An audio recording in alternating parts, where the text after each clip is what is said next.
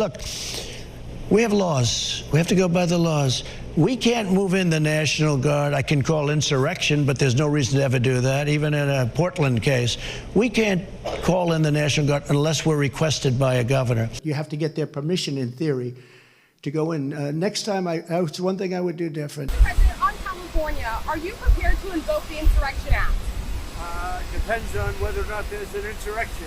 Do you think there is, sir? No, but you have violent people, and we're not going to let them get away with it. Even if you're not planning to invoke the Insurrection Act, you still plan to send troops? Well, we're going to have troops everywhere. We're not going to let this happen to our country. We're not going to let our country be torn apart like it was under Biden and his auto pen.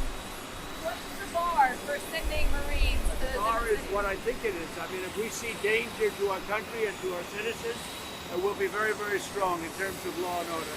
It's about law and order. Sending active Marines on the table, sir. Secretary Heck. We're going to see what we need. We'll send whatever we need to make sure there's law and order. What are the rules of engagement at all troops? We'll see what happens. If we think there's a serious insurrection or less than that, we're going to have law and order. Very important. How would you define an insurrection? You have to really just have to look at the site. You have to see what's happening. Last night in Los Angeles, we watched it very closely. There was a lot of violence there. There was a lot of violence, and it could have gotten much worse.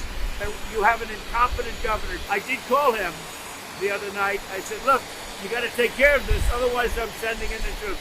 That's what we did.